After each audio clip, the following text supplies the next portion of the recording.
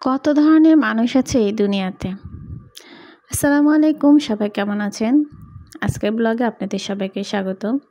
কিছুদিন আগের ভিডিও, কয়েকদিন আগে আমার বাসায় মেহমান আসছিল বগুড়া থেকে। সবাইকে নিয়ে বেড়াতে গিয়েছিলাম এই যে কুলিয়ারচর ব্রিজে। সবাই হয়তো দেখেছেন এই ব্রিজটার ভিডিও বারবার। আজকে অন্য রেস্টুরেন্টে ঢুকেছি, পালকি রেস্টুরেন্ট।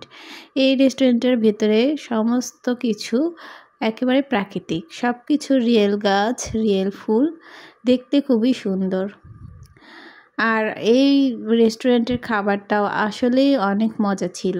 এখানকার ফুচকাটা যে এত টেস্টি, খুবই মজা ছিল।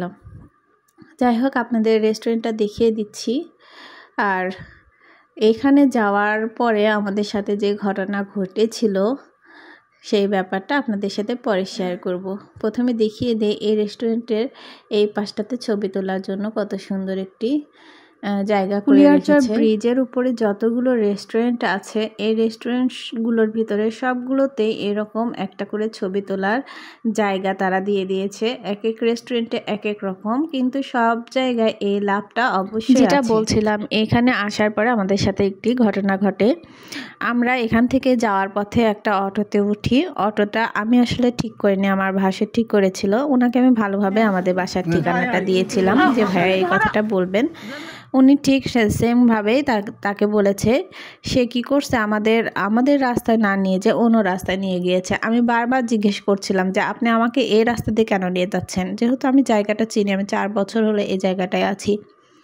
আমি ওনাকে বারবার জিজ্ঞেস করে উনি আমার কথার কোনো জবাব দেয় না। আর উনি ভেবেছিল এরা তো এখানকার না, মানে আমাদের কথা শুনে উনি বুঝতে পেরেছে যে আমরা এখানকার না, আমরা অন্য কোথাও থেকে এসেছি। যাই হোক, উনি আমাদের হয়তো বা কোনো বিপদে ফেলার চেষ্টা করছিল।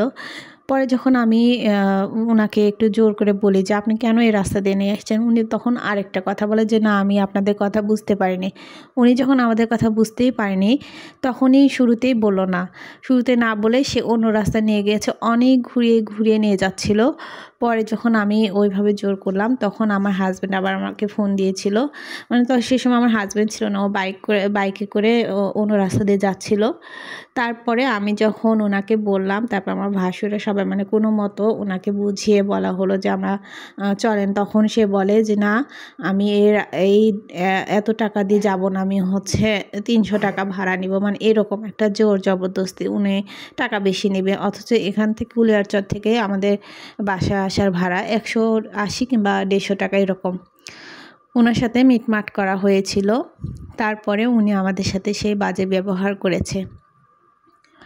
তারপর যাই হোক, অনেক করে বাসায় আসার পরে তারপরেও সে দাবি ছাড়ছিল না যে সে 300 টাকাই নেবে। কিন্তু এখানে তো আমাদের কোনো দোষ নেই। তারপরেও আমরা কিছু টাকা ওনাকে বেশি দিয়েছিলাম, যে ভাড়াটা ঠিক করা হয়েছিল তার চেয়ে বেশি, কিন্তু তারপরেও তার মন মতলব হয়নি। যাই হোক, সব মানুষ তো এরকম না, কিছু কিছু মানুষ আসলে এরকম। এখানকার সব মানুষই ভালো। আমি 4 বছর হলো এখানে আছি, দেখছি সবাই ভালো, কিন্তু হাতে গোনা 2-1 হয়তো বা এরকম। যাই হোক, এই যে দেখুন আমরা বেলমাখা খাচ্ছি। মামাটাকে বলছিলাম মামা আপনার ভিডিওটা করি, তো মামা অনেক খুশি হয়েছিল যে ঠিক আছে করেন। আর এই যে বড়ইটা দেখতেছেন, এই বড়ইগুলো আমার খুব ভালো লাগে, তাই আমি এই বড়ইগুলো কিনে নিলাম।